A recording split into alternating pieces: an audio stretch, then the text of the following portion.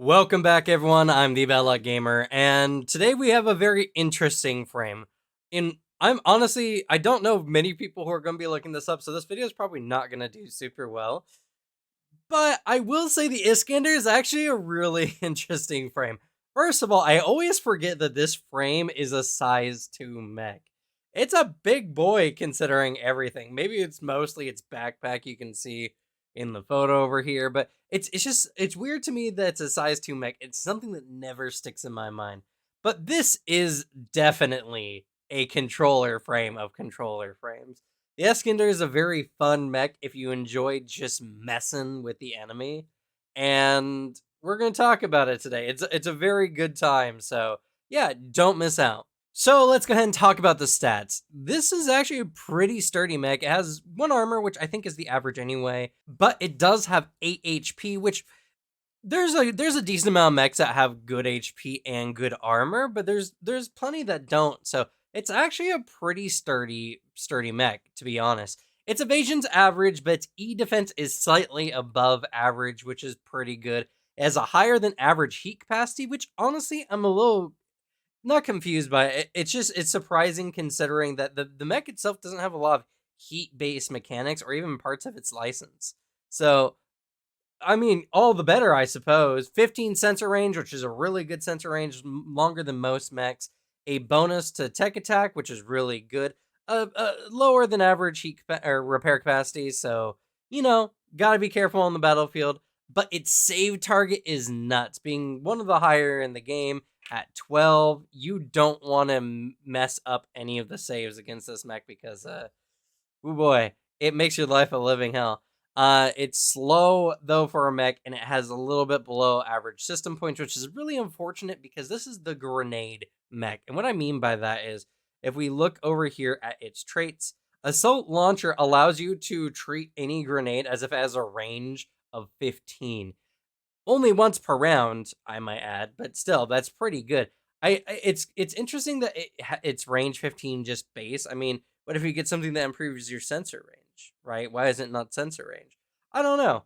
But it's stuck at 15, which honestly is still more than far enough for most like grenades in the game. That outranges most weapons in the game, so you're gonna be able to hit anyone with your grenades pretty much as far as necessary. Now, it does state you may throw 1 grenade. It does not state you may plant. Oh no, or plant 1 mine. Never mind. I'm dumb. I missed that line right there. Ignore me. Anyway, so yeah, assault launcher makes the Iskander really good. Like, who needs bullets when you just have grenades? It's really solid. Now, mine deployer is also really good. Once per round, the Iskander plants a mine. Even using the assault launcher trait, it may plant up to 2 other mines in free spaces adjacent to itself as a free action. This is used in conjunction with one of their later licenses that you get when you get access to the Iskander. So we'll get to that in a little bit, but it's still really good, and especially because of skeleton key. Skeleton tree key means you never trigger mines, anyone's mines, not even just your own, any mines other than proximity based systems unless it chooses to do so. So that's very good. Very interesting. It's the whole proximity based systems though is what kind of confuses me on this, because like is a proximity mine a proximity based system? I'm assuming yes, because mines are systems. So then what's the point of skeleton key? Like, how are you triggering mines that are not proximity based? I don't know. Maybe someone can to explain this to me in the comments below. It's just a really weird part. It would be cooler if you just couldn't set off any kind of mines. I think that's what the intent is, but it's not quite how it reads, so I'm not sure. So looking over here at the mounts, we have 2 mounts, a flex mount and a heavy mount. And honestly, not a bad situation. I mean, if what a lot you're going to be taking are mines and grenades, you don't really need guns. They actually have a really good auxiliary gun that we're going to talk about here in a minute. So honestly, this is not bad. And it's a flex mount rather than just like a normal mount. So, I'm very happy with this setup, even though, 3 mounts obviously would be better, but I think the stats of the Iskander in general make this a valid, a valid reason for it to only have 2 mounts. And a flex and a heavy mount means you could have a super heavy weapon if you really wanted to. I don't know why you would in this situation, but you could. You could play like a pseudo artillery mech if you really, really want to, especially with your long scanner range, which I think is a very interesting way to look at the Iskander as well. But let's go ahead and talk about its core system, the broad sweep cedar. This is a really dirty, dirty core system. And let me have my cam here real quick. So, active Death Cloud is the active effect, and you coat the entire battlefield of a range of 50 hexes, which is insane. That's pretty much the whole battlefield. And for the rest of the scene, whenever a hostile character makes any movement other than their standard movement, which means no boosting, this even includes involuntary movement. So if they're pushed or whatever, they take 3 armor-piercing explosive damage. This effect can trigger any number of times, but only once per round for each character. Now, it's not once per turn. That's important to make mention of. So once per entire round, this can only trigger once per character, but it's 3 armor-piercing explosive damage. Super sturdy heavy mechs are still going to absolutely struggle with this. And because they're slow, they're not going to be able to get anywhere real fast, because if they boost, they're guaranteed to take the damage. It makes it very hard to avoid taking damage with this particular active. This is very, very powerful. It's something that I think makes the Iskander actually a really good mech. Even though I said earlier that a lot of people are going to be super interested in the Iskander, it's kind of a derpy looking mech, to be honest, though. I do know it's one of my friend's favorite mechs. So that being the case, it's a really good time. Let's look at the license though to see what else we get here with the Iskander. So at rank 1, we start off with a weapon, which I always love when we get weapons. We have an auxiliary cannon that's actually pretty good. It does just 3 explosive damage, and it's an auxiliary cannon. So you can load 2 of these up. Now, because of its higher than average damage, though, it is a limited system. Or not system, but weapon. So it's limited 6. And if you're going to take the sub cannon, I would just invest in as much engineering as you can, honestly. The more engineering you have, the more of the charges you get with a lot of limited systems anyway. And because the Iskander is a grenade-based mech, I mean, you're going to be doing it anyway. So some hull and some engineering, I think, are going to go a pretty long way for this mech. You're probably also going to want to put a little bit into the systems, as getting more system points is just going to make your life a lot easier as well. But yeah, the stub cannon is just a really, it's knockback 1, which means that when you use your core passive, hitting an enemy is just going to cause them to take extra damage, which just on the hit, not even a save or anything. But it wouldn't even matter if it's saved, because the Iskander just has a really high save normally. So yeah, this is a really perfect gun for the Iskander. But honestly, for any like engineering based mech frame, stub cannon's a really good gun option. It just has really decent damage and a not terrible range. So yeah, that's a really good gun. Other than the stub cannon, we have the grounding charges. This is 2 system points, and you get 2 grenades. You get the gravity grenade, or, well, not 2 grenade. Well, it's a limited 2 system. You get the gravity grenade and the grounding mine. So the gravity grenade is a grenade that you throw that has range 5. If you're an Iskander, has a range of 15. The target must succeed on an agility save or be slowed until they make no voluntary movements for a full turn on their turn. So that's, oh gosh. If anyone ever played Evolve, this is kind of like Abe's grenades, where he throws them on the monster and the monster starts moving really slow.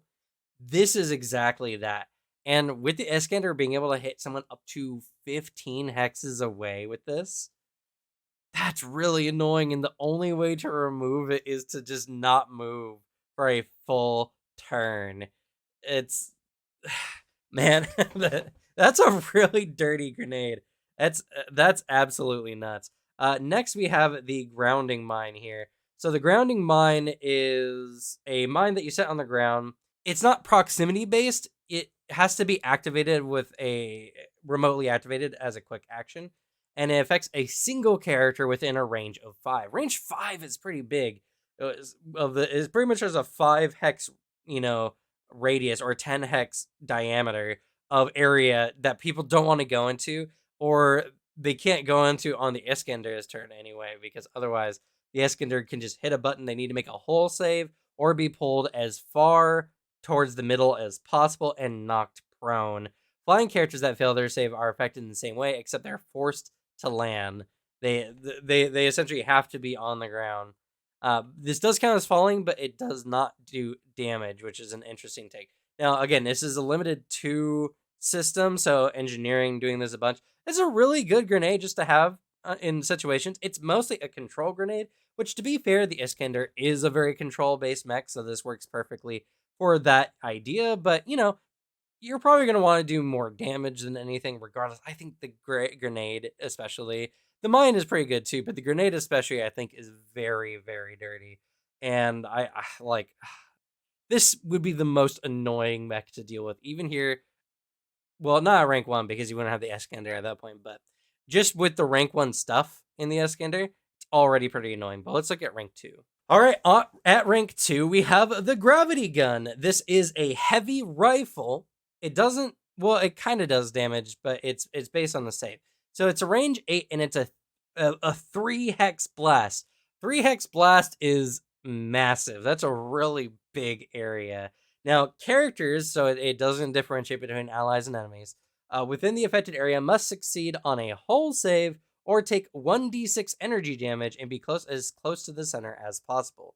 This weapon cannot be modified or benefit from any core bonuses. So this is it's understandable when you consider what the Iskander does. I don't think this is a very good gun, especially because it's a heavy gun, for most other mechs, unless you're really going the control route, which then maybe, the biggest point of this one, more than just the damage, is just the ability to move enemies around.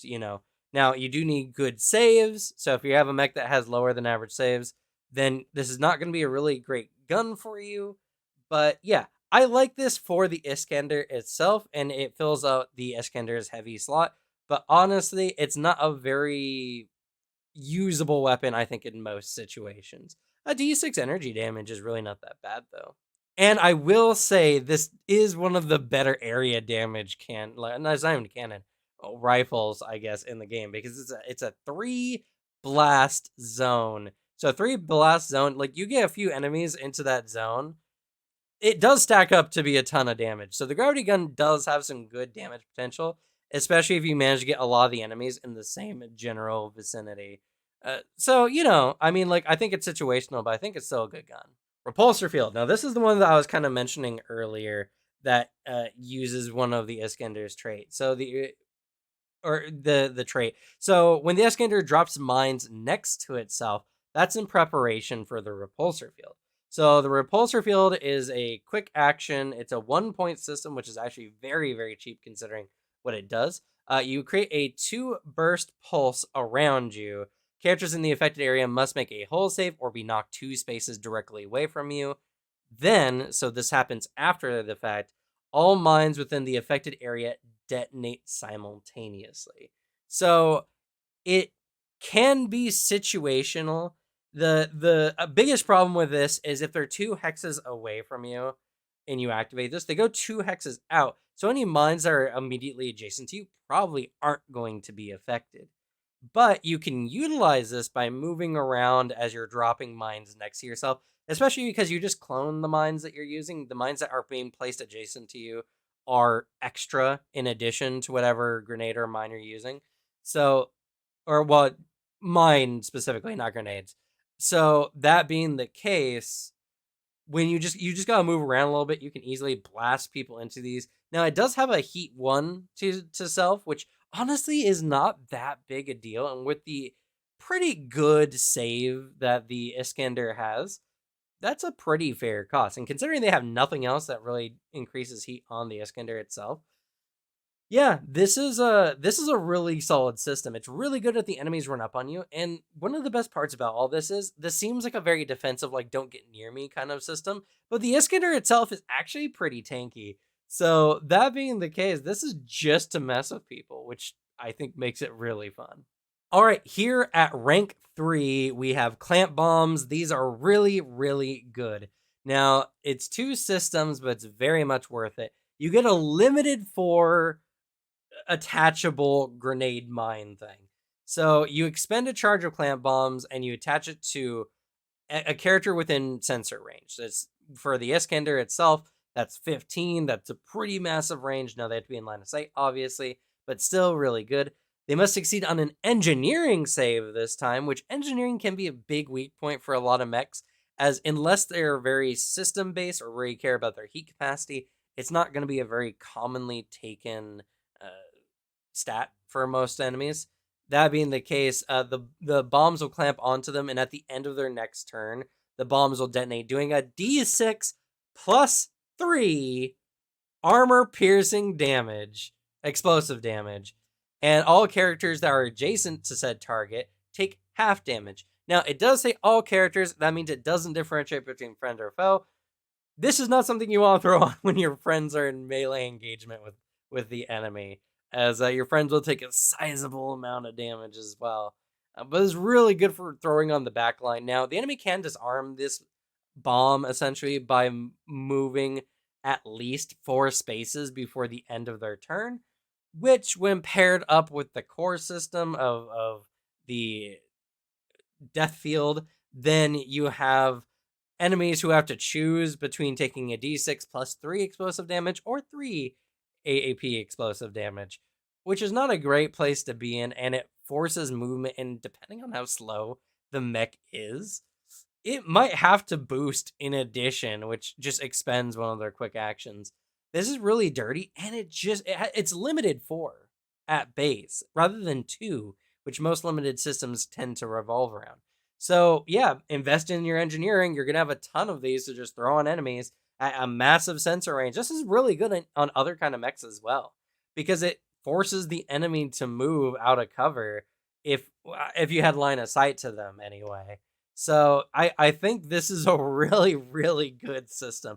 The Iskander is just a surprisingly really good license. And finally, we have the Tesseract. But before I get into it, like always, if you enjoy this kind of content and you want other people to see it, leave a like and to subscribe, because I do at least one Lancer video every week. This one's coming out a little later in the day than normal, but typically do one, probably 2 sometimes a week. We also cover other Lancer content here and other TTRPG content. So if you're interested in tabletop at all, this is the channel to be. But let's go ahead and start talking about the Tesseract. So the Tesseract here is a 2-point system, which is honestly not bad, and it's actually a tech action. It's one of the only tech actions that the Iskander just gets in its license, but it's pretty good. So there is essentially a spread and a pinpoint focus that you can use. The spread focus, you choose a blastery area within sensor range, and this extends 6 hexes up, becoming a 0G kind of like mini arena. Now, in addition to the usual rules for 0G movement, objects that enter the affected area float in place, and objects or characters that are knocked, moved, or pulled out of the area sink harmlessly to the ground until the end of their turn instead of falling. Now, the area disperses if you create a new one. Otherwise, the effect persists until the end of the scene, which is pretty good. When the zone disperses, everything then floats to the ground. This is really good, especially because there's a talent. I can't think of it at this moment, but there's a talent specifically orientated around 0G movement and gravity, which is something that I think is really cool. It makes it so that if that is the style of character you're going for, someone who specializes in 0G movement, this actually allows you to do that even on places that have normal or great gravity. It's very solid. This can be used by yourself and your allies. It doesn't really do a lot of what the Iskander normally does up until this point, which is creating control. That's what pinpoint focus is. Pinpoint focus, and I got to, let's see here. I gotta shrink my camera. Whoop, 1 second. There you go. So, pinpoint focus, you choose a hostile willing character within sensor range. Now, if they're an ally, they just float 6 spaces into the air. They become immobilized, meaning they can't move or anything like that while in the air, but they count as flying and are unable to fall. They can choose to sink harmlessly to the ground at the end of their turns or at the start of any of your turns. Now, if they're a hostile character, they need to make an engineering save or experience relatively the same effect except that they automatically will float harmlessly to the end of the ground at the end of their next turn. Now, a hostile character can only be affected by this particular quick tech action once per scene. Now, why this is a particularly nasty effect is going 6 hexes up in most situations will put that mech in a very dangerous spot. It is clearly in line of fire for most things. Most buildings in the game do not go 6 hexes up. An average building is somewhere between 3 to 5 hexes, give or take. So 6 hexes up puts that enemy just straight in the line of fire. They can't move. They're immobilized while they're doing this. It's a really bad situation to be in. You can even do this on your ally, allowing them to essentially gain a high vantage point. Though, unless they're at super long distance or they're a super like sniper type mech, this can put your ally in danger as well. So use it sparingly on your allies. But because it's a quick tech action, it doesn't have any limited parts or anything like this. So this is just a trick you have in your pocket as the Iskander to either create a whole 0G arena or to lift an ally so they can get a vantage point for sniping purposes, or to lift an enemy up so they become incredibly vulnerable to ranged fire. So this is a really nasty, nasty effect. And that's kind of the Iskander as a whole. The Iskander is a surprisingly tanky and very control heavy mech that has some actually really good damage potential. It's a very solid mech all around. And even though the design, I think, throws a few people off, it is a little weird looking for a mech, to be honest. I think it's actually a really good mech. It's very, very solid. Does what it wants. It does very good control while contributing a very healthy amount of damage to the battlefield as well. And with its tech bonus, it can do tech actions. There's a lot of ways to build the Iskander to make it really good. So the Iskander is a really good mech in my opinion. And that's going to be it for this video on the Iskander. Next up, we're going to be talking about, let's see here, the Nelson. Ooh, okay. A mech that I honestly don't know a super ton about. I just never look into it. It's not a mech that I particularly liked, but, it's going to be a fun one for sure. That's going to be it for this video. Thank you all so much for watching. Good luck with your games. Leave the bad luck to me, and I'll see y'all next time. Bye.